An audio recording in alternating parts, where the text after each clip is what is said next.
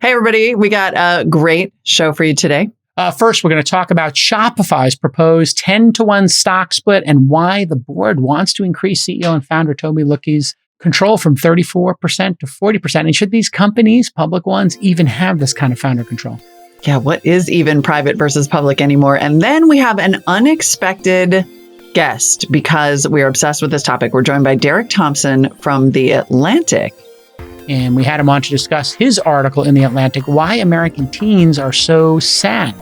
Yeah, it is 4 forces, evidently, that are propelling the rising rates of depression among young people, including, as you might imagine, social media, but not exclusively social media. Yeah, it's a really deep discussion, an important discussion, a rambling discussion, but one you're not going to want to miss. It's going to be a great show.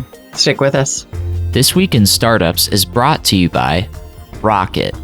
To hire in today's competitive market, you need outstanding recruiting. Rocket's expert recruiters paired with ML candidate matching set them apart from the rest. Get 20% off your first placement at getrocket.com/twist. Vanta. Compliance and security shouldn't be a deal breaker for startups to win new business. Vanta makes it easy for companies to get a SOC 2 report fast. Twist listeners can get $1,000 off for a limited time at vanta.com/twist. And Dell for Startups.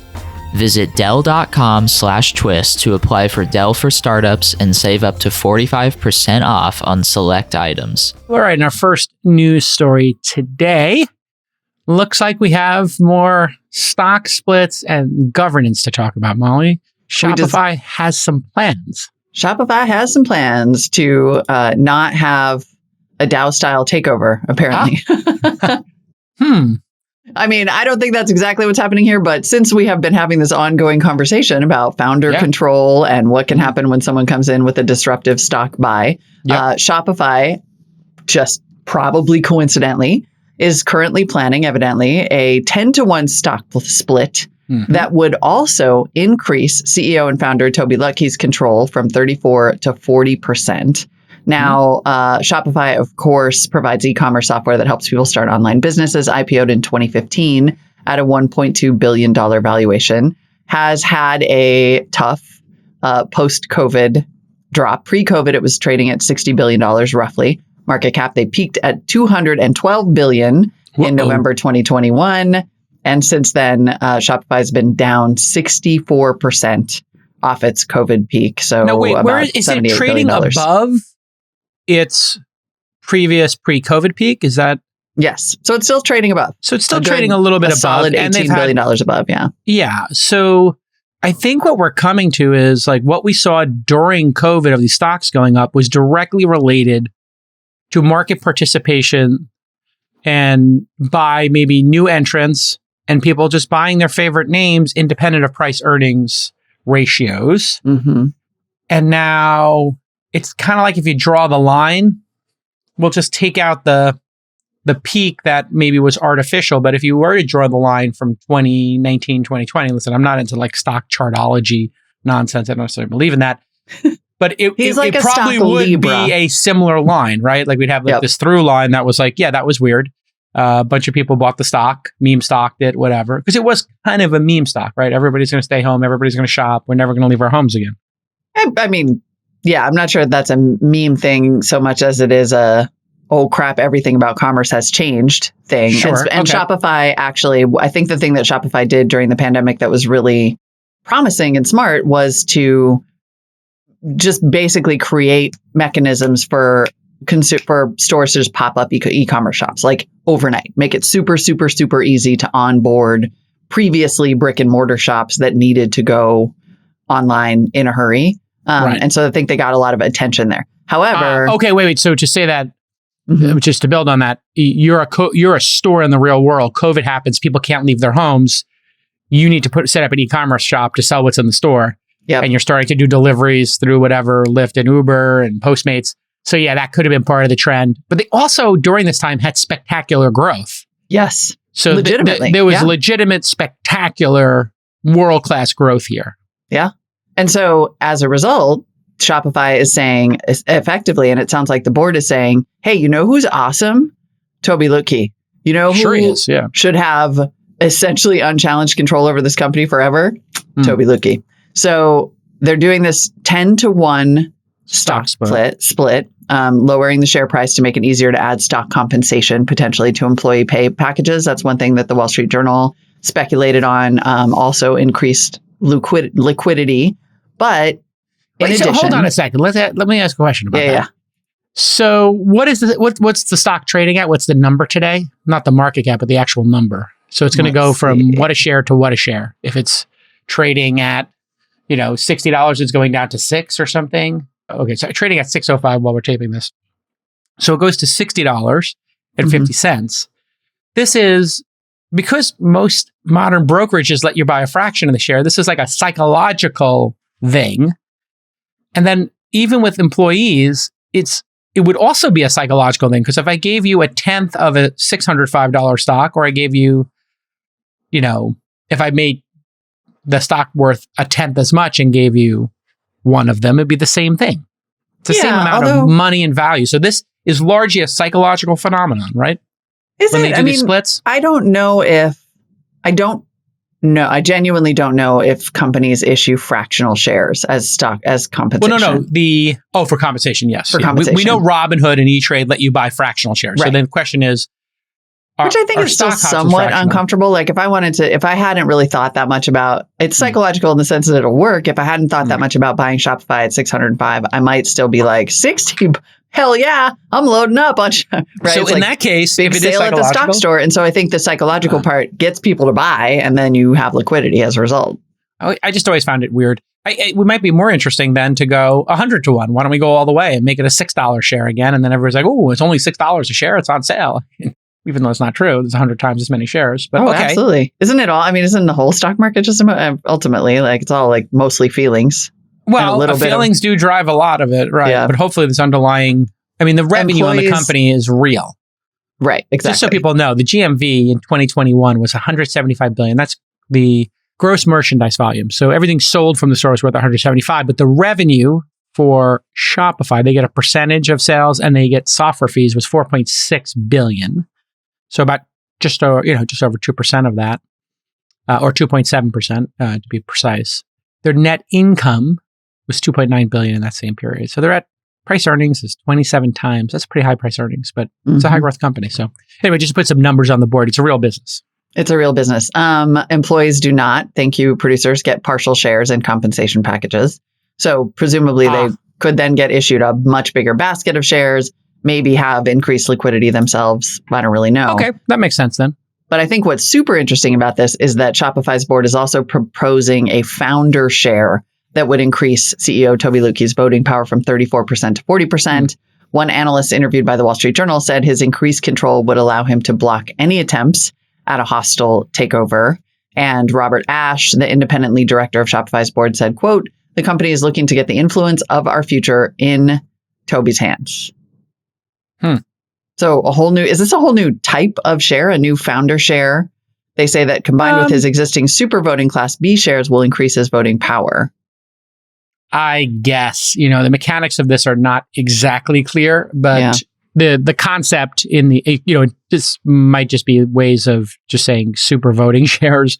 That doesn't seem as scary. So founder share sounds like optically, it's founder shares. Oh, but they're super voting. They're super shares, basically. It's my shares. Super voting. We have the same number of shares. Mine are just more valuable than yours. Right, so totally. This has nothing to do with the Twitter stuff, because this has to have been in, these kind of things take a long time to, architect, like a year. So this is probably something that's been in the works for a year or two. Well, it may not have anything to do with the today's Twitter stuff, but it could have to do with the last Twitter stuff, right? When you had activist investors who were really putting a lot of pressure on Jack Dorsey to make changes. Like, I think you are seeing some moves for publicly traded companies to have a little bit more Mark Zuckerberg style control. Yeah. And from the article, John Phillips, one of Shopify's first investors and a mentor to Mr. Luke, will be converting his Class B shares to Class A, which will boost Mr. Luke's voting power to 40%. So wait. John Phillips is converting his shares, which I guess he's pledged to Tobi to vote, if I'm reading that correctly. I read it as he's decreasing the total amount of shares in the Class B stock, which will increase Tobi's percentage to 40%. So anyway, long story short here, mechanics aside, founders want to control their companies and not deal with, they want the benefits of being public, but they want the power of being a private controlled company. And we have this now zone between public companies that operate with, a traditional voting structure that are susceptible to management being voted out for performance or for how they're running the company, and then privates. And then in between now you have this public-private hybrid where if you don't like the governance, I guess you can opt out and not buy the stock, would be one way to look at it. Another way to look at it is, should we allow these companies to be public and get the benefit of the public buying in, pensions buying in, people's retirement buying in, and then giving a disproportionate amount of power to the person in charge? This is analogous to a sports team letting LeBron James pick the coach and the players. Like, what could go wrong? And we just saw that this season, analogy. What went wrong. And then other times you could see what could go right. Michael Jordan's like, I want Rodman. We're going to deal with him. And sorry if you don't like it, but he's joining the team because I want somebody to get rebounds, and I don't want to have to rebound and get beat up and under the basket. The end. So live by the gun, die by the gun, live by the sword, die by the sword. I don't know exactly how I feel about it. I don't know either. It feels contrary in some ways to, just like you said, to the idea of a public market and the idea of a board and governance. And we have seen already, lack of accountability across industries. I mean, I don't know why the Activision CEO still had a job, but I also don't know why United CEO, it's sort of like, you see over and over all of these scenarios in which there is not. If the founders have board control, here's an idea. If they truly do have board control, then they shouldn't have to have a board. We should just call it what it is. Instead of putting this ridiculous farce that Facebook has a board. If Zuckerberg truly can just do whatever he wants, right? Why put the window dressing of a board there? Why, pull the wool over everybody's eyes and slip them the Mickey and bamboozle them? Just call it what it is. You're buying the God King's company, buying the God Queen's company. That's it. Mm-hmm. You have given all power to them, and they answer to no one. And your only option is to sell the stock. So they can lose your faith, and you could sell the stock, but you cannot have a reasonable board discussion that results in them listening to what you're saying, because they don't have I feel like that would be more honest. It would be more honest, wouldn't it? Yeah. It would be more honest to both investors and consumers. The only accountability that there's ever going to be, because I think, consumers people look at Facebook and the things that it does in the world, and they think there's no, they have no recourse. And the recourse is one, get it out of your portfolio, and two, don't use it. Have a super honest conversation. There is not some secret governing body that's going to come in and fix this. Yeah. It's only you. Yeah. You're on your own. Yeah. It's an interesting rub here. I think, what will determine this is what institutional holders believe is the right thing to do. Yeah. I have seen this go both ways, up close and personal. There are some people who are so supremely talented that just letting them have the reins and keeping them less distracted and not having to worry about a hostile takeover, not having to worry about activist investors means the company goes up and to the right. And it's, there's nothing that says a company has to be a democracy with one vote for one person. Yeah. We can make all kinds of variations of corporate structures, and the market will decide which one it wants to invest in. And if too many of these, hyper-controlled companies don't perform and their stocks don't perform, people will not buy it. If the New York Times, Google to a lesser extent, Facebook to the pinnacle extent, and now Tobi, if these companies perform, then perhaps it is the better model. The results would say it is the better model. And if they go off the rails and the stocks go sideways, then it's not the better model. And you only have one person to blame. Hiring well is one of the most important things a startup can do to increase their chances of having outlier success. So if your current hiring strategies aren't working, well, Rocket can help you. Rocket is trusted by companies like Tinder, NerdWallet, and Carta because it was started by former tech founders who understand how to hire at scale. Rocket was built by founders for founders, and they use machine learning to supercharge their team of 60 recruiters to help you close hires quickly and at a high quality level. They'll help you hire from freelance to executives, and this is a white glove service, folks. They're going to save you time, they're going to help you meet better candidates, and they're going to lower the number of hiring mistakes. Rocket is currently helping a well-funded early-stage API company called Rudder, R-U-T-T-E-R, and they're helping them hire across engineering, product, marketing, and sales, and it's going great. Rudder's founder had this to say: couldn't recommend a better early-stage recruiting partner to work with. Here's your call to action. Get rocket.com/twist and use the promo code TWIST for 20% off your first placement. $0 required up front, so there's no risk. That's getrocket.com/twist. And remember to use the promo code TWIST to save 20% off. I guess what I don't understand is like, what is Shopify worried about? Like, they're doing fine, right? They're putting up great numbers. What is the concern? Why not just pay Tobi more? Like, I don't really understand why you then also have to create a new special super voting class of shares to make sure that everything's okay and nobody's going to come in and take them over. I would say it's things are going well, so pressure advantage. So if you're at the poker tournament, you're building up a big chip stack and somebody raises pre-flop, you got so many chips, they're short stacked. You've got a, 40% chance of winning hand, they have a 60. You might try to pressure them to fold. Yeah. Get two ways to win, So it's like, I think he's just kind of pressing his advantage. Everybody knows he's, world-class CEO. Everybody knows it's a world-class company.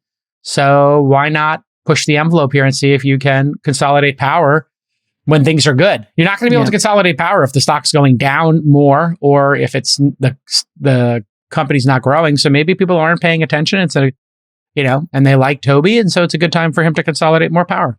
Yeah. Why not try? Yeah. I mean, I might do the same thing in his position. Okay, I'm going to make this my life's work. I want to consolidate more power. Yeah. But yeah, it's interesting. Yeah. I mean, you could have activist investors come in and tell them like, stop doing, cut costs. If you looked at Google, if Google was subject to activist investors who only cared about profits and dividends, I heard some statistic like Google could run with like 10% of the employees it has and none of the systems would go down. The company would be the exact same.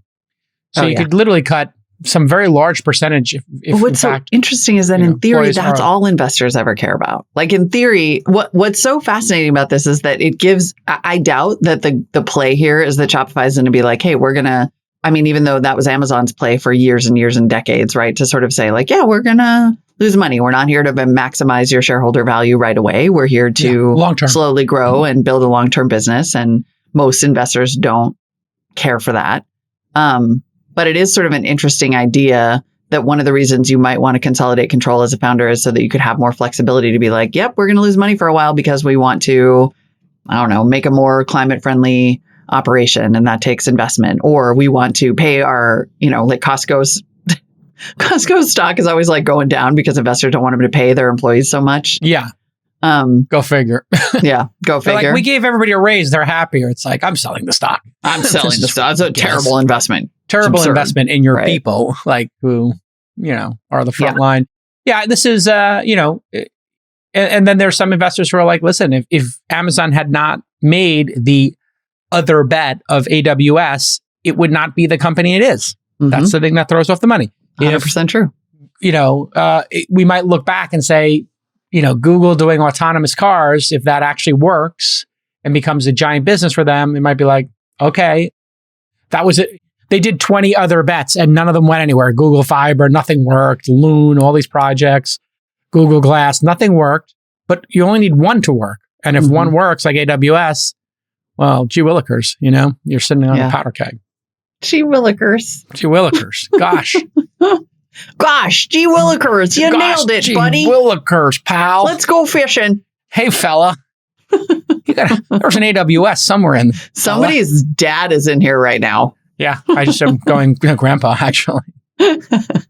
Yeah. So anyway, all right. If you look at here's the thought experiment. What could Google's yearly net profit be if they cut all unnecessary staff and other bets? Let's say 60% of all employees, $257 billion in revenue, 2021, $76 billion in net income. Maybe who knows what Google spends on all those employees? There must be a line item somewhere, but could they increase their net income by $25 billion? a third? I mean, what would that do to the stock? Because then you start looking at the price earnings ratio. If the earnings spike, well, then the price earnings ratio goes way down, which means the stock can go up. So if Google was trying to make the stock price go up, they would do to a certain extent what Apple does, which is buy back shares, increase the price of their products, and don't do any other bets. Like Apple is famous for being like, yeah, we're not going to buy anything. We're not going to build anything new. Like we'll do one new thing every decade. I mean, if you take away like washcloths for your phone and adapters, absolutely. they're like, watch, iPad, watch, AirPods, maybe goggles. Phone. The phone that ate the entire business. The phone is the entire I don't know business. how many DeepMind employees there are, but I remember reading something like the average DeepMind salary is like $500K. It's something insane. Oh no, DeepMind salaries. I mean, AI engineers are, up closer to seven figures at the peak when this battle was going on, because the downstream impacts of a world-class AI engineer are enormous, and there are so few of them. And if you get them, the other person doesn't get them. So just think about this. If you were to tweak Facebook's algorithm, and Facebook makes, or here, we're looking at $257 billion in revenue. If you tweak the algorithm and made it 1% more efficient for advertisers, it's $2.5 billion. If you were to do 10 basis points, a tenth of 1%, it's two Redfins. 250 billion. Yeah, I mean, that's the thing about these networks. That's why you're like, how do they have 8,000 engineers working on this project? And it's like, look at how big the number is. If one little tweak, gets some, 1% more people to click. That's why they study the position, the font size, the color, and then a million other variables. And that's what AI and machine learning does. You set it up, you don't even know what it's doing. It might be on rainy days that a different font color, because the average person's computer, because of the sunshine, needs a different color, makes you click on the ads 1% more. And then when it's a hazy day, like that's literally what could be going on in the algorithm, and we don't even know. Yeah. Because a lot of these algorithms are set up and they're pulling in every piece of data. They might know your screen brightness, and on your phone, and be able to tweak your experience, right? Like, yep, absolutely. They'd certainly know the weather in your neighborhood. Maybe on rainy days, people click on more ads. So on those days, you should show 5 ads per search. And on non-rainy days, if it's not raining in your neighborhood, show 2. I mean, I'm making an absurd, example here, but but maybe not. Exactly. But maybe not. And like you said, it's a matter of volume. It's sort of like how, the simple analogy is like spam. Yeah. You send out 100 million spam messages and you only need 1% to click, or less, 0.001% to make it worth your while, because it's like a fairly inexpensive thing to do. And so at Google scale, listen, if you're running a restaurant, Molly, and you put a hamburger on the menu, people come to the restaurant, they're tired, they had a long day. They're going to be, I just have a burger. It's an easy choice. I know I love a burger. There's no downside. Bad burgers is decent. So you do that. And now you got all the $20 to $35 entrees, including the steak, are now subservient to the $14 hamburger. And then, you just killed your margin, because half those steak people probably would have ordered the New York strip. And so you got to think things through sometimes. Mm-hmm. If you have a restaurant at scale. That's why my dad didn't want to have a hamburger on the menu. Fascinating.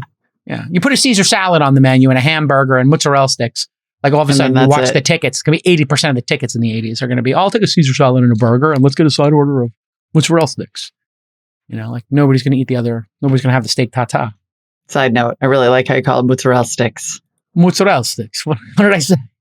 You basically said that. You basically said mozzarella sticks. Yeah. Like it was a whole Brooklyn situation that happened right there. Speaking of Brooklyn, lovely.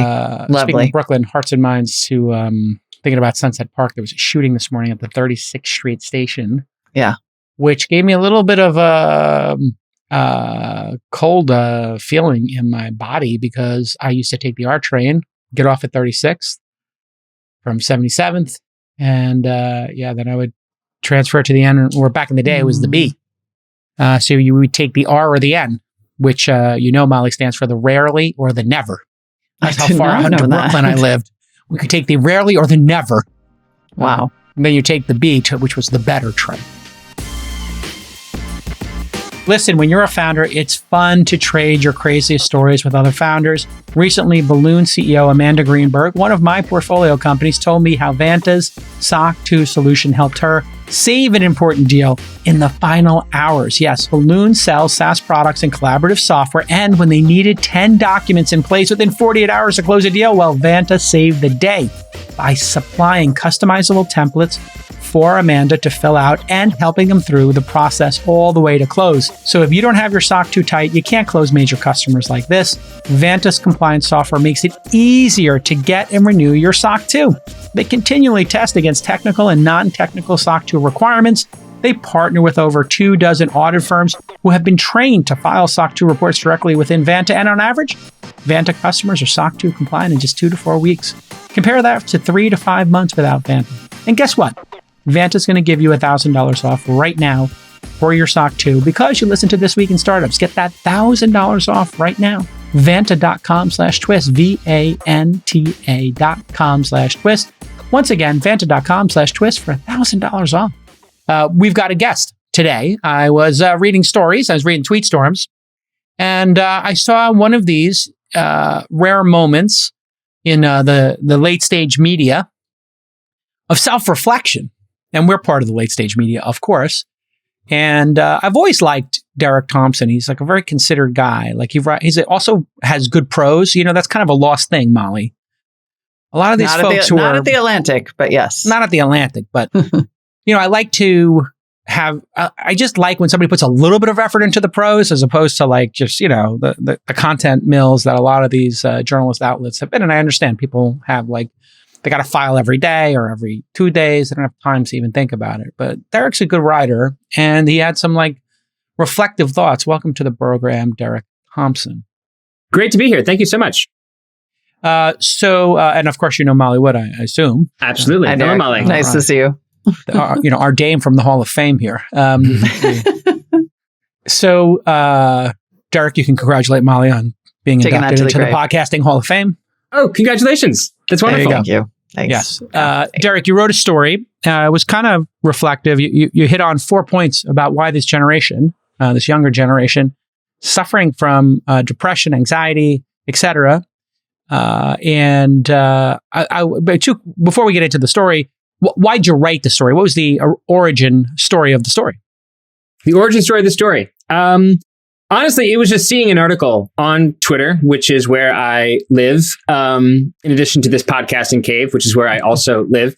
And the CDC just announced that the share of teenagers, of high school students, this is a high school survey, that said that they feel persistent sadness or hopelessness had reached an all-time high. And this is a trend that I followed for a bit. I follow Jonathan Haidt. I follow a couple other researchers like Jean Twenge that have looked at the impacts of social media on teenage depression and anxiety for quite a long time. And basically, the number was going up. And then during the pandemic, teen hopelessness, anxiety, sadness, depression, everything just completely spiked, right? The pandemic, as it did to so many other trends, economic trends, business trends, accelerated that which was pre-existing. And I just thought this was fascinating. It was fascinating for a couple of reasons. First of all, it's just incredibly important that teenagers are sad. Like that is itself in a nutshell an important fact. Sadness is important.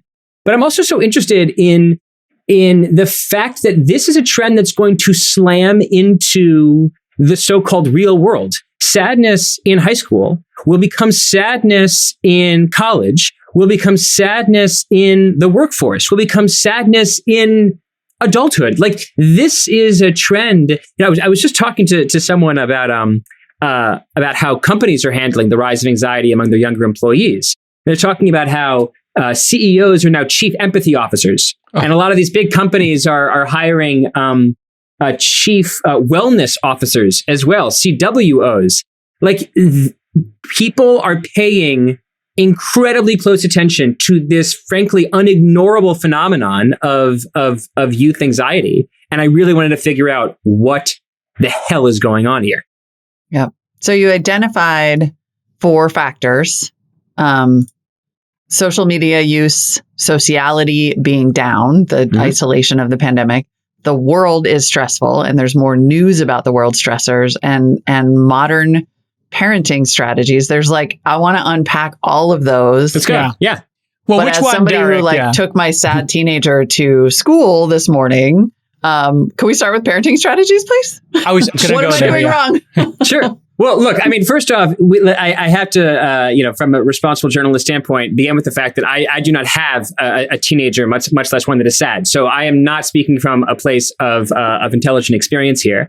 But I did talk to a bunch of psychologists. My wife is a PhD in clinical psychology, so I've learned a lot from her about CBT and the therapy that is being used across the population, but also Cognitive specifically for behavioral teens. therapy. Thank you. Yes, cognitive behavioral therapy. Right. I don't want to depart into acronym land here. And the parenting part is really important. There is a theory, and I would love to talk about the degree to which you find this accurate or total BS.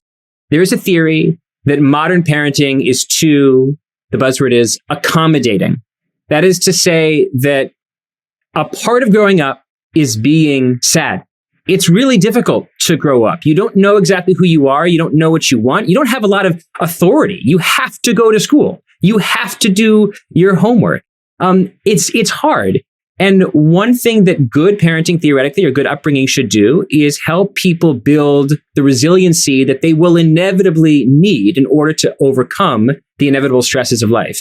And today, by contrast, a lot of modern parenting, according to these experts, is accommodating, which is to say that if a kid doesn't like broccoli, they'll get turkey loaf for lunch and dinner every day of their life for 4 years. That was an actual story from a cover story in The Atlantic a few years ago. If a child is afraid of dogs, rather than do what psychologists would call exposure therapy, introduce this child who's afraid of dogs to a bunch of really, really cute puppies, so that over time they'll be less afraid of this general species of dog.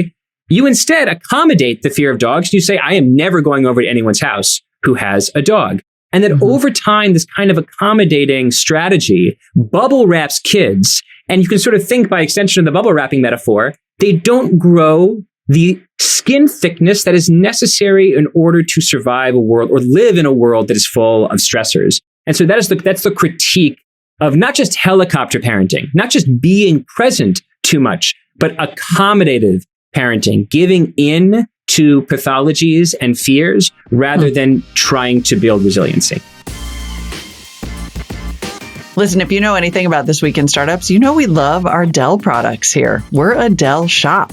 And right now, Dell has a semi-annual sale going on where Twist listeners can save up to 45% on select items. May I suggest the 39-inch ultra-sharp curved monitor that Jason sent me when I started this job? This thing is bananas. It's like watching a tennis match, looking from side to side on this device. Now, Dell actually wants to help startups scale their tech stack because the company is rooted in startup culture. I know it doesn't seem that way, but we had the founder, Michael Dell, on the show back on episode 1293, and he told the origin story of Dell, which could not be more classic startup. He started Dell in a dorm room. Now, going back to the roots, Dell has launched Dell for Startups.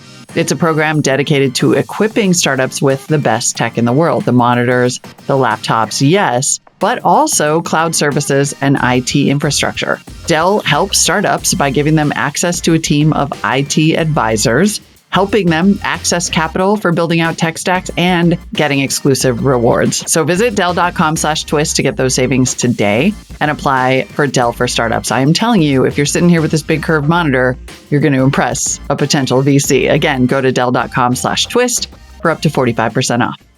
So, I mean, you must see this, Molly. Right, a toughen up strategy. Well, I mean, Molly and I are both parents. I have a 12-year-old, and your son's 15 or 16 now? 15. Still 15. Right in the middle of it. Yeah, I mean, we're both in the middle of it. I also have 6-year-olds, and there is this thing where it's like, I don't like that food. And, at a certain point as a parent, you have to say, this is what we're having for dinner. You don't get to choose the restaurant. There's 5 people who live in this household, and tonight we're eating Chinese food. And if you love Japanese, that's fine, and there might be a day of the week you get to pick, but the other days you eat this. And I just tell my kids, like, listen, if you don't eat what's on the plate, that's fine. You have 3 choices. You can have a yogurt, you can have a banana, or I can toast you a bagel, whatever. I kind of give them like 3 choices. And if you opt out of this, there's like 3 simple choices here, but that's, and you don't get dessert, obviously. And then, I mean, I think it's a reaction, Molly, you tell me.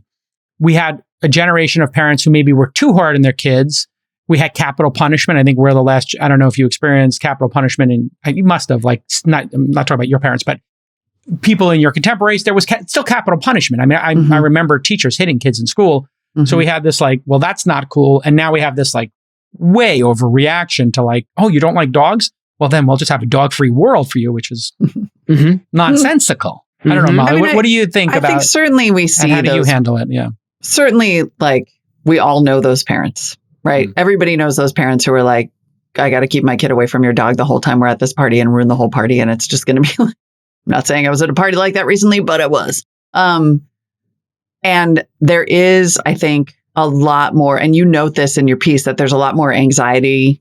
You have more awareness of anxiety, and then you have parents talking about this with their kids. And I certainly have some, people in my social circle who I'm like, are you convincing your child that they have anxiety and OCD and all anxiety. of these, On the other hand, they're inducing it, Molly. It's like they're basically like, you'll get more attention.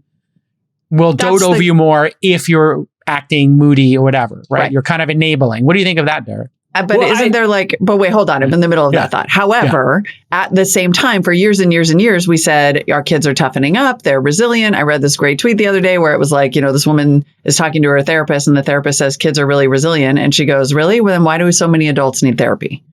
So like, we don't know for sure what the long-term impact of the accommodation. There are some people who over-accommodate, but do we really think that is causing these issues, or are we more aware?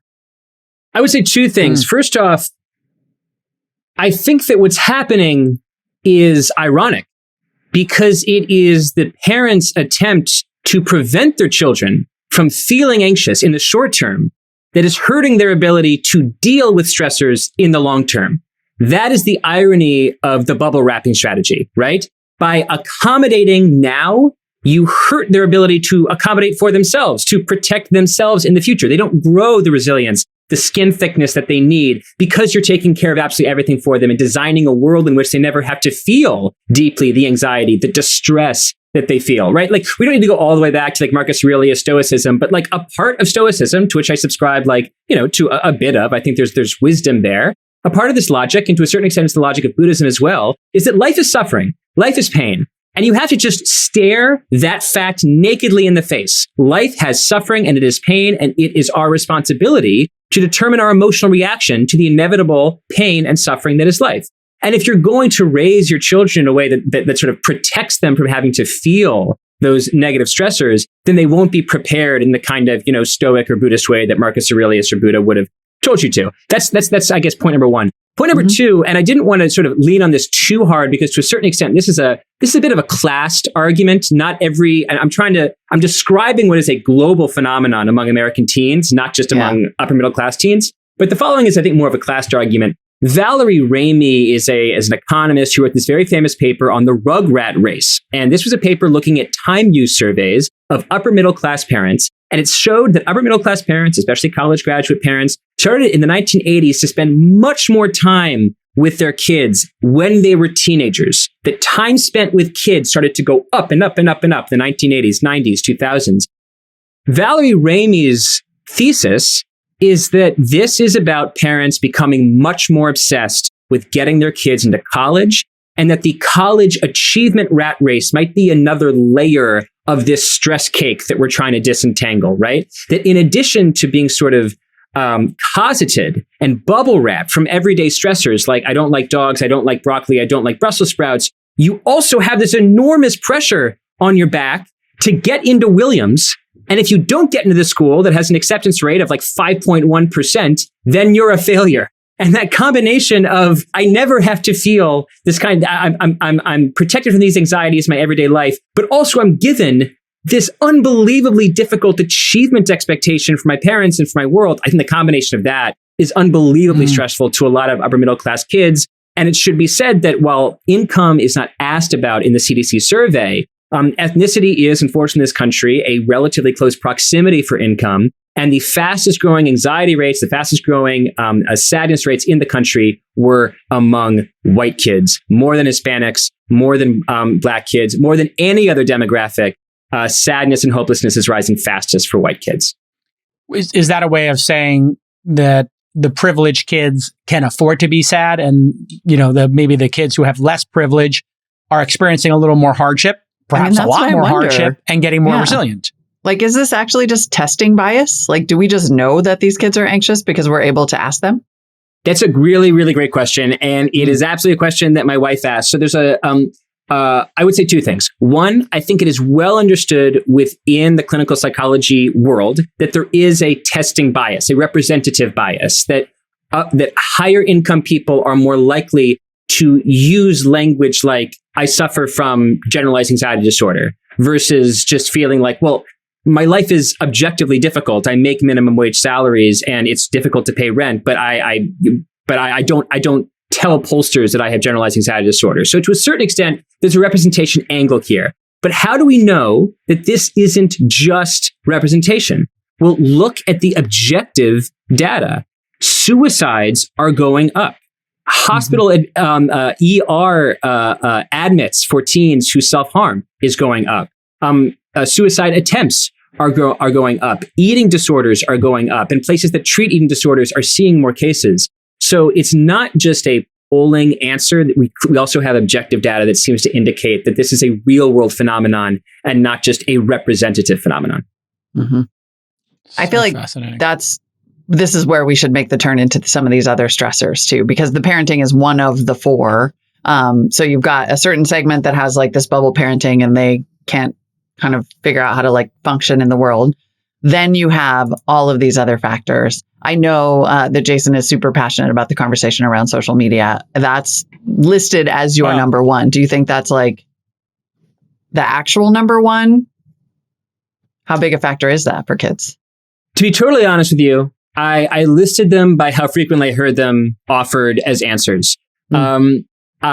I'm pretty ambivalent myself on what the big story is. I do think that it's a jambalaya. The very last paragraph of my article, I think the article might have been shared in the stream, but the very last paragraph of my article is my attempt to synthesize all the answers.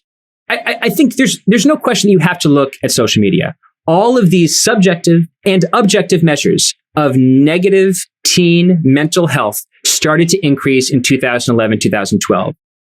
What was happening then? This is Gene Twenge's big argument. What was happening in 2011, 2012? Was it the Great Recession just started? Nope, it was over and actually unemployment was starting to decline. Was it some big other cultural trend? No, it really was smartphone penetration passing 50% and the mainstreaming of social media plus smartphones. And I think that if you look at the culture that is created by the internet, it's a culture that there's some studies that have shown that the kind of emotions that go viral on the internet are high arousal, negative emotions. So not just mere sadness, but outrage, anger, fear, absolute, they're deplorable and they're horrible and everyone give me 1,000 likes for saying so. If you go to therapy and get CBT, have someone give you cognitive behavioral therapy, they will push back against every high arousal negative emotion that comes to you. So we have on the internet a world that is essentially the hellscape for clinical psychologists. Like if clinical psychologists were going to design a world that was like perfectly imperfect for mental health, they would design social media and the internet. It's just a terrible place to be for mental health. And you see this over and over and over again. And so I think it's impossible to fully disentangle the effect of social media. Then finally, and I'll stop talking and throw this back to you guys in a second, but you could just believe Instagram. Instagram has done its own internal surveys, which has basically said, my summary, our product is like alcohol.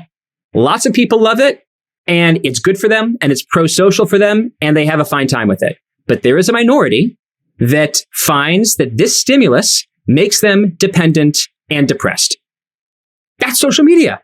I love Twitter, but like it absolutely makes some people dependent and depressed. And I think we need to be sort of sophisticated in our analysis of social media to say, this is not rat poison, it's alcohol. Fine for many, terrible for some. Well, and if you combine it with the socializing factor that you mentioned, and you can actually dovetail it with parenting, a lot of parents, will say like, okay, you can use your device. This becomes like a substitute for parenting, or, them going out and experiencing hardship in the world. They just put their device in front of their face and they just consume whatever's on YouTube or Instagram. And so it's not just that they're going into social media and that's the hellscape. I think it's a pretty good description of it. they're removing socialization. So it's taking away at the same time. So it's like double. It's just, it couldn't be a more horrible combination. And I guess this leads to, if you were the person making the decision, and let's say the government had the ability to regulate uses of social media and smartphones, what would be the minimum age that you would set reasonably for social media for kids and teens? Yeah, as someone without kids and who really doesn't research kids, I don't have a confident answer.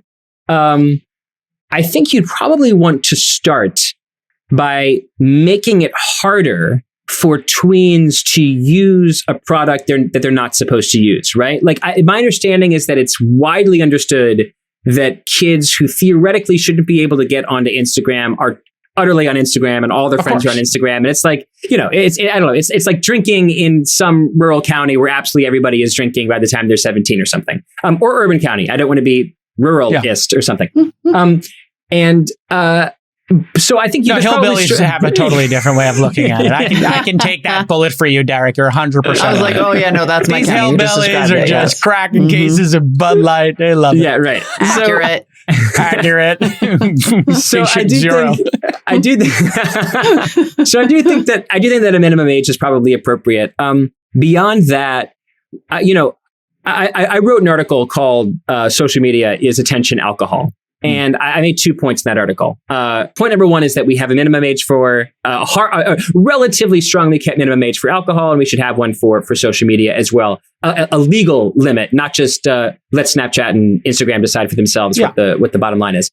The other, and this is a little bit more touchy-feely, so maybe you can like sort of help me unpack this, but we have like a language and like a sort of social infrastructure around alcohol dependency. We say, hey man, maybe you should give me your keys tonight. I think you've had too much. Hey, you should have a water. I think we've had enough today. Cup of coffee time. Yeah. We have interventions for people, and it's not weird to have an intervention for a friend. It's a part of culture, but we don't have these things for social media. Really, we don't really have like a norm of like friends texting each other saying you need to get off Twitter. We don't really have like. Maybe we do. Might. You know what I would argue? I don't. But what we don't. Well, yeah, you have. What we don't have, I would say, you are a leader in the space. You're the bleeding edge of the social infrastructure we have to build. But I think what we don't have actually is widespread agreement that online activity causes offline harm. Like we don't. We have not come to, because there are too many people making too much money and getting too much attention on social media for us to say at a blanket level, this is bad for people.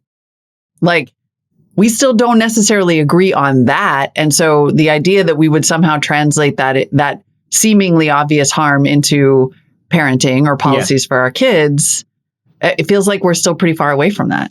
Yeah, we are. And just to finish the social infrastructure like list, because it's a lot of things. Like, I love whiskey. I collect wine. Like, I love alcohol, but I also like, not through any like incredible intelligence, just know that I shouldn't like have X amount of whiskey like on a Tuesday, right? Like, if I want to try some whiskey and like, drink it while watching basketball, I don't feel that bad. But like, if I'm dipping back and back into the whiskey on a Tuesday afternoon when I'm alone, I'm like, no, I shouldn't be doing this. This is clearly me enjoying the whiskey a little bit too much. It's a little challenging when you're a Knicks fan, but continue.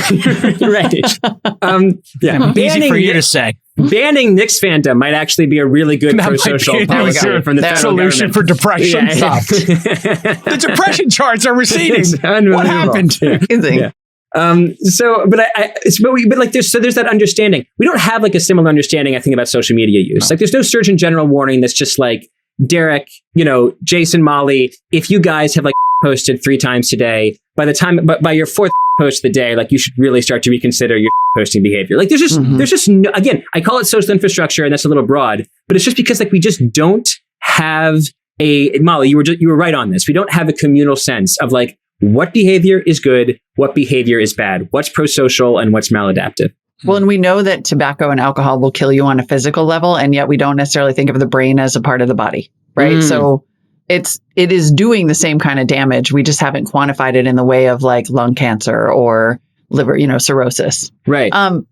But now let's talk about the news. This, I think, is what Jason meant by the self-reflective part of this. Yeah, that was the part I thought when I read your tweet storm. I retweeted one part of it and I was like, you do.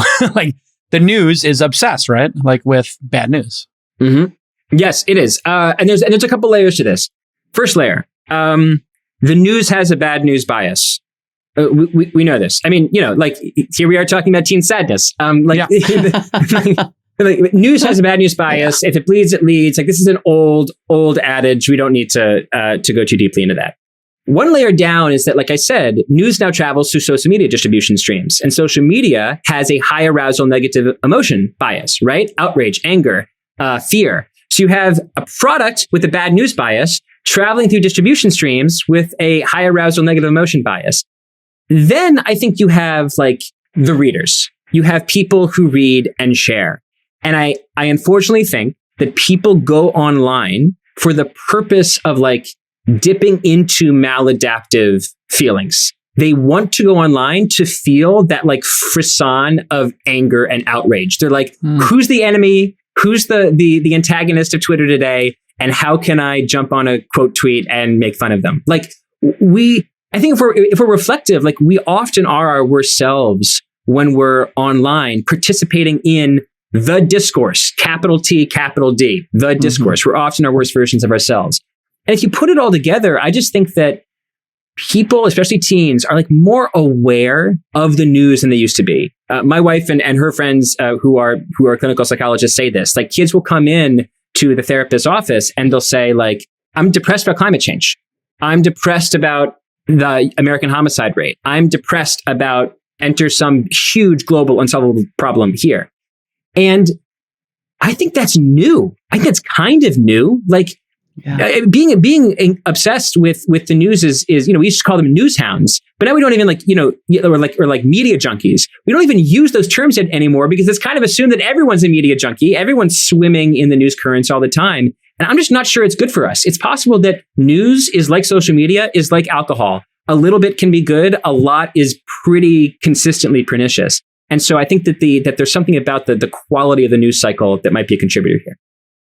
They know, I mean, kids know everything. I can speak from experience here. My kid knows everything. And there are times when it's like I see him and the first thing immediately in the morning is him, like, talking about some terrible, I mean, I have had to be like, dude, I can't take this, like, buzzkill first thing in the morning. Like, whoa. And on top of that, they have immature frontal lobes. Like, they can't, and they're not very old. They have no sense of context, no sense of sort of historical perspective, the idea that this might have happened before, let alone the ability to sort of sniff out the misinformation. Yeah. And this is not, you're right. Like, teen brains are different. This is a point that Lauren Steinberg, who I interviewed both for a book that I wrote called Hitmakers, which is there, and for this article. Lauren Steinberg makes this really important point, which is that teen brains, unlike children's brains and unlike adult brains, are extraordinarily sensitive to peer influence. And he's done a lot of studies on this, but basically teens care more about what their peers think about them than any other age group. So why is that important with social media? Well, it means that teens are choosing to dip into this world where people are constantly up and down voting every aspect of people's lives. It seems like a perfect environment for them to develop all sorts of negative social comparison disorders. And that's just another reason why social media might be sort of particularly pernicious for teenagers. In the good news column, it feels like the country is becoming aware of this. We have politicians becoming aware that social media is driving politics, not always in a good way. We have podcasting, which we're soaking in right now, and you have a Ringer podcast as well, or podcast on the Ringer Network. You look at, I think, a reaction to this, people taking social media diets, people opting out of social media. And I really think podcasting has become like the antidote for it. It's like, you know what, binge drinking, not fun, but, hey, doing this podcasting thing and people getting addicted to long form, authentic discussion seems to be a correction to it. And I also think the Instagram leak could have been like the tipping point of, society being like, yeah, this stuff is not good. And you have certain countries banning it. And you have China, it's an authoritarian country. They can do things like this. We can't because we have this concept that people have choice and free will. But they're just like, yeah, you're not playing video games during the week and you get 2 hours of video games. And as heavy-handed and as insane as like how they run their country can be at times, they might be right. They might be right about the time limits. They are, there's a dollop of truth even to Chinese authoritarianism. It comes from, it's directionally accurate. It's just like the vector is way too strong, right? Mm-hmm. They recognize that time limits would be good, but rather than like suggest it, they mandate it, which probably is itself not very good. But I agree with you. I think that, there are lots of answers to the questions that we are posing that really are a matter of like ancient wisdom. Like, to go back to just Buddhism and Stoicism, but even like existentialism and all sorts of like Judeo-Christian philosophies, like, what's the serenity prayer, right? Like, understand the difference between what you can control and what you can't. Like, these are ancient ideas. And I feel like being more aware of our own limits and of the limits of certain tools in our life would just be good for people. So maybe to a certain extent, this is just about like a return at a national level, parental level, and individual level to some of that ancient wisdom. I think it's such a great point. I have really thought about this deeply because, raising kids, and you'll be there soon, I'm sure, Derek. Mm-hmm. I came up with some simple rules, and I actually talked to my kids about parenting, like 6-year-olds and 12-year-olds. I have 6-year-old twins. And I told them, I was like, as your parent, I need you to be bored sometimes because all the great ideas I had in my life came when I was bored. And if you're using a device, it's just giving you entertainment constantly and you never experience boredom. Therefore, you never have a creative idea. And so, when we're skiing or whatever, there's no devices during the day and we'll watch a movie at night. It's a family discussion as to which movie. We make a list of movies we want to watch. We talk about the movie. We talk about the director. We make it a little more of a ceremony to like watch it together and discuss it. And then, no more iPads in the morning. And then if we're at, the ski house, there's no devices, no screens until after the sun goes down. And boy, was that a change. Yeah. And then a little bit of grit goes a long way. So one of the things I love about skiing has, but one activity is it's hard. It's hard to get your ski equipment on. It's hard to get on the lift. It's arduous. It's a schlep. Yeah. It's a schlep of schleps, of all schleps. But once you get on the mountain, it's exhilarating. And then you have this like, okay, there was a reward for the schlep. It was worth the schlep and hiking and all that stuff. So I think, we were free range kids, Molly and myself. I don't know about you, Derek. I think you're a little bit younger than us. We're Gen Xers. You're a millennial? I'm a millennial. Yeah. Yeah. So you got I saw the participation trophies behind you. That's right. Yeah. Congratulations. I know, it's really you guys passing all this anxiety on to the... congratulations, you filed this week. I know. I get those. That's why you get a paycheck, Derek. Every week I get a little trophy from the Atlantic. You get a little trophy from No. I will say, I don't know that I would recommend... think there is truth to the ancient wisdom. There is a lot of truth to the idea that what we need to do is acknowledge that our kids are sad and their brains are sick and work on that problem. I do not know that I would recommend my own childhood. Like, did it make me the mayor of the apocalypse? Absolutely. Right? Yes, I did raise myself and everybody around me, and now I'm very tough as a result. Not ideal. Wouldn't necessarily give my kid that, right? I think I would be wary of bringing all the nostalgia but Molly, don't you think solution because we live in a different world now. Well, do. Molly, don't you think sometimes when you see these kids who are entitled and you're like, okay, they have it a lot easier than me. They've got all of this privilege. They, parents are going to pay for college. They don't have to have an after-school job. Don't sometimes you look at it and then look at the outcome and say, I'm actually a happier person because I suffered more as a free-range kid. Like this concept that kids cannot be alone. I don't know what their outcome is going to be. I don't. Let's be honest about one thing. We don't know what their outcome is going to be. Well, so millennials. I was very sad all by myself, right? Like being a free range kid. And now I'm fine. We don't know we know that there are higher rates of, everything that you said objectively is 100% true. We know that there are higher rates of suicide. We know there's terrible drug use. We know that there is real concern and depression. Yeah. We also don't know for sure that those kids are all going to be sad in college and be sad in the workforce. And right. I'm not sad now. Yeah, I think, look, we're touching on what are essentially some of the most important, but also deepest and, hardest to answer questions of like the human condition. And like not to, end us in like the most highfalutin possible way.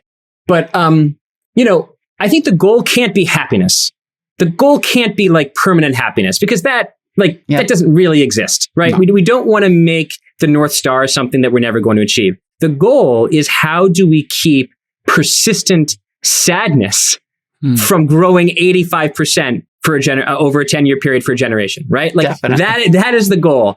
How do we stop the inexorable rise of persistent sadness? And there, I think, you just have to take all the ingredients and like put it in the jambalaya. Like, overuse of social media has to be important. One thing we didn't talk about, but I'll just quickly mention, go right through. The decline of sociality and the increase of loneliness is a huge deal. Like, it just seems like kids are physically, phenomenologically alone a lot, with a screen a lot. Like, they don't go on walks with their parents. They don't work. They don't drive. They go on dates less. They hang out with their friends in physical world environments less. They are alone with an Apple screen or Google for a lot of Samsung. A lot of their life. Just want to make sure I got all the manufacturers there. Well done. 87% market share. Done. There we go. So, and then on top of that, you want to, I think about the downsides of accommodative parenting. And you want to think about the fact that people in my industry are filling the interwebs with a lot of negative, scary, sad, including, frankly, this article. So mea culpa. But like, I think that if you put it all together, you have the beginning of the understanding of, okay, this is why persistent hopelessness and sadness is increasing. And maybe if we just pull down on each of these ingredients, that line will just bend a little bit. Normalize, yeah. It feels like you could normalize it just by dialing back each of these 20%. I guarantee you're going to see a compounding effect. It's very hard to say no screens. It's very hard to say, you got to suffer more, or, you got to socialize 100% of the time. But if you do a little bit of each, I bet you, it will turn around. And then a lot of this is like this crazy narcissism where everything is about the person and nothing is about, helping the rest of the world or going out and working. Like, I think people not working or not. Sometimes I literally am like, we need church. Well, I mean, church was like about helping other people. Or synagogue. Yeah, exactly. I mean, and I guess what I mean by that is community and a sense of duty. Like, it's something other than yourself. Like, it really gets super narcissistic when you're like, I'm posting to TikTok and Instagram, my feelings, my score on the video game. Like, everything is about the person. Nothing's about, hey, I'm on the chess club. I'm in the theater club. I'm going out with my crew. We're doing things together. I'm on the ski team, whatever. Like, it can't always be about this individual, which I think is the parents create. Which we saw here, I won't say the specific town, but this example you gave of the pressure to get into these colleges is so pernicious in the Bay Area that we had so many suicides going on in a particular area that we had to do a media blackout because they felt we were now getting into induced suicide territory. Contagion effect, A contagion was happening and 2 or 3 people would be jumping in front of the train. They had to put a security guard in front of the train. And it was all based on these insane parents who are like, if you don't go to Harvard, Stanford, whatever, how do you succeed? And then you look around you and everybody's a CEO or a venture capitalist who went to Harvard or Stanford because like Hollywood, all the beautiful people go to Hollywood, all the Stanford, Harvard grads come here. All the kids can't statistically be the same as the most successful people they see in their orbit. Just like every kid in Hollywood cannot become Tom Cruise. I think that, sometimes I wonder whether people in positions, it's so typical for people in positions of power or success to give graduate school speeches about sort of the path to their success. Like, here's the ladder to walk up to get to where I am. It might sometimes just be useful to have them give graduate speeches about what's still hard in their life to make the point that, like, this isn't a 100-meter dash. There's no marathon. There's no finish line. Like, people who you think have succeeded, have passed like the final threshold of success, they still feel stress. They still feel sadness. They still feel occasional hopelessness. They still feel everything that's like endemic to the human condition. So like, you're thinking about like, oh, if I get into Stanford, I'll be happy. And then you get into Stanford and you're like, holy this is really stressful. But if I get into like Stanford MBA school, then I'll be happy. Yeah. And you get into the graduate school of business and you're still like, oh, well, but if I get my Series A, I'll be happy. If I get my Series A, I'll be happy. Yeah, exactly. And it never like that. By the That way, threshold. it's quite the opposite. Yes, you literally have to, as best I can see, having, being a kid from Brooklyn who now is, seeing it up close and personal. It really is about that foundation of childhood and then defining success for yourself and actually understanding yourself enough to know what makes you happy. Yes. And then constructing a life around, hey, you know what makes me happy? I like doing my podcast. I like going skiing with my kids. Okay, I'm going to do more of that. I like going to this. I like this music. I like the sports team. I'm going to indulge in that. I like playing basketball. I'm going to do that. Like, you actually have to take some amount of agency in your life. And I think the problem with social media is you're giving up all agency. You're just like, whatever's on the screen is what I'm doing. You're not constructing a life. You're just being programmed by an algorithm. All these devices right in the fucking garbage. That's my advice for parents. Honestly. I like throw Twitter and garbage. And it goes for you too, journalists. Enough with the Twitter. What did you think of it? And yet Twitter's how you found me. Like I do think there are some good things that happen. Yes. Yeah, but I mean, what did you think of the New York Times? Tweet less, Derek. Tweet less, maybe. With more wood behind the arrows. There's no question that I think he's directionally right. I think he's directionally right that a lot of journalists use Twitter in a pernicious way. And that specifically, I don't just mean that like being online is pernicious. I mean that it essentially serves as a kind of shelling point or like contagion device for journalists to arrive at the same opinion. Like I just see this so many times that like for all sorts of reasons, because you constantly have to externalize, you constantly have to publish what you think about everything, that, well, once everything is externalized and published, it's easier for everyone to understand where like their peers are. And so they come around the same ideas. But like the way that you understand the way that the world works is by experimenting, having a diversity of views. And it's really difficult, I think, to have like a group that understands itself to be a single peer group, publishing a diversity of views without arriving at sort of a single point. And so I think that social media is like probably pretty bad for that because it hurts our ability to understand reality. At the same time, like I love Twitter. Like Twitter's how I learn about everything. I try to do a very purposeful job of following people who I agree with and disagree with, who are conservative and libertarian and liberal and leftist. I try to expose myself to all these viewpoints. And then I also try to not react when I'm angered. Because inevitably, if you have a lot of different viewpoints in your stream, you're going to see something that's outrageous. You're like, oh, that's so stupid. How can a human think that? But you're like, wait, that is by design.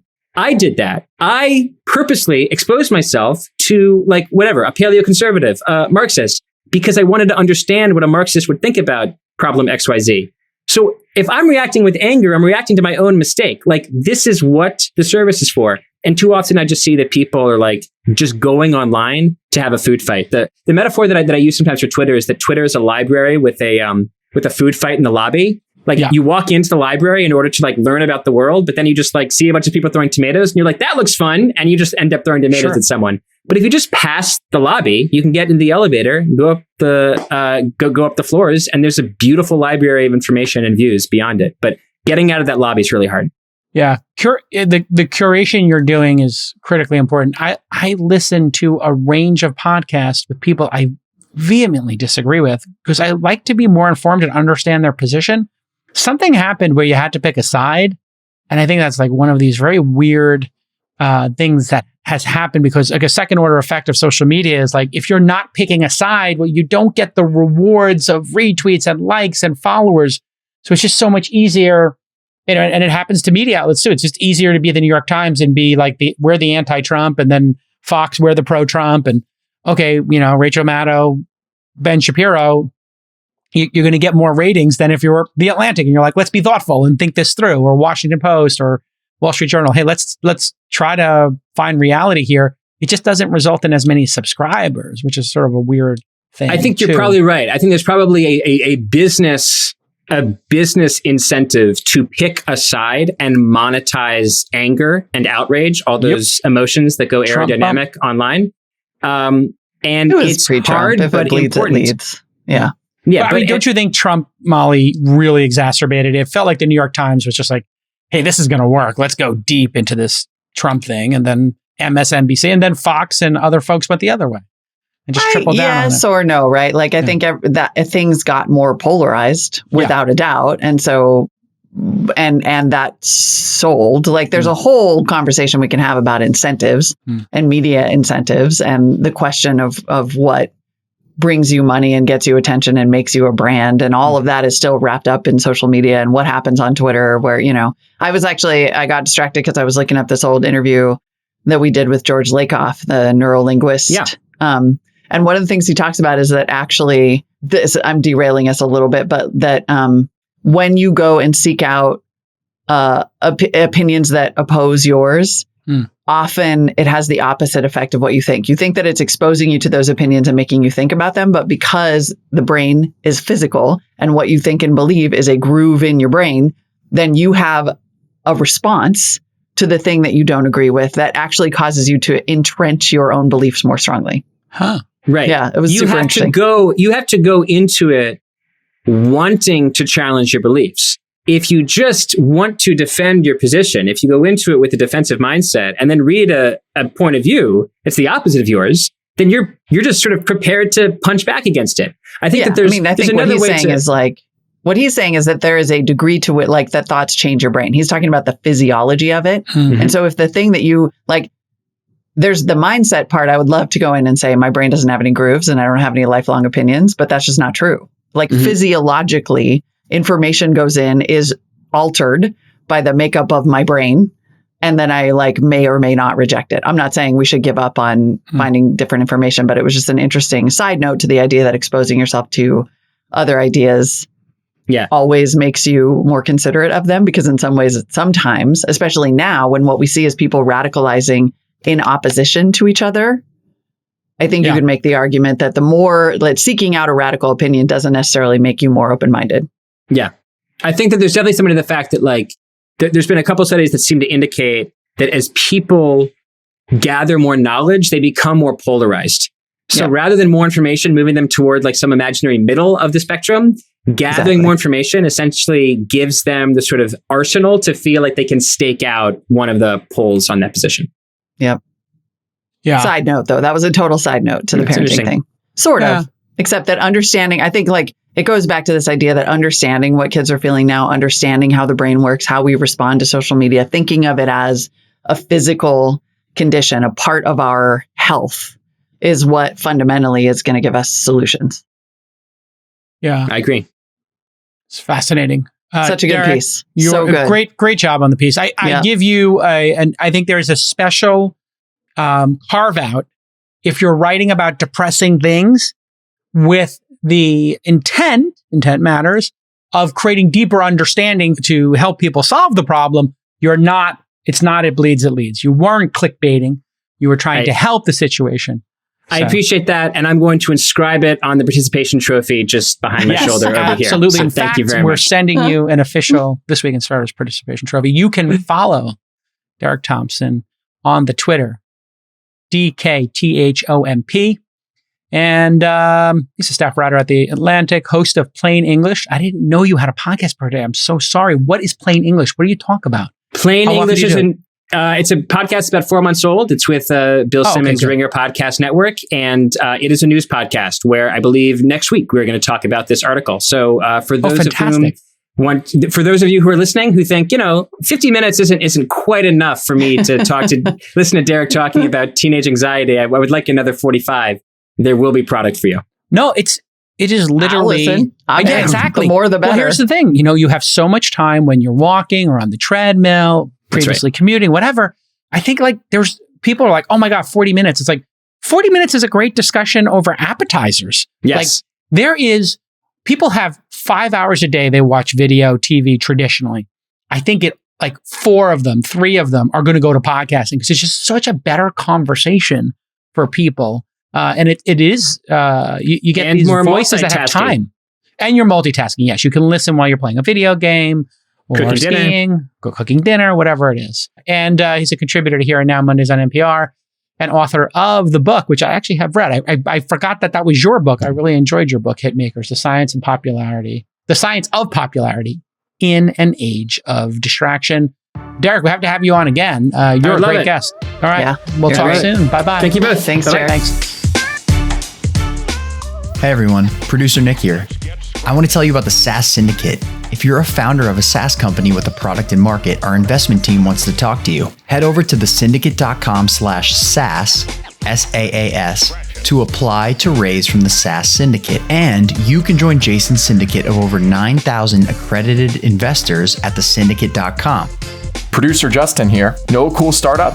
Check out openscouting.com, where anyone can refer a startup to our investment team here at launch, even if you don't know the founder. If you're the first to flag a company for us and we decide to invest, you'll get $5K in cash or 10% of our carry. Hey everybody, producer Rachel here. Are you an early stage startup that has product in market, some traction, and are looking to raise at least $500,000? Apply today to Remote Demo Day for your chance to pitch to over 9,000 investors in Jason's syndicate. Submit your application at remotedemoday.com. Our next event is on April 27th. And if you want to learn how to invest in startups from the world's greatest angel investor, and no, we're not talking about Chris Sacca, then head to angel.university to apply. The 4-hour workshop costs $300 and all proceeds are donated to charity. To date, we've donated over $175,000 to various charities, and you can see the full list at angel.university/charity.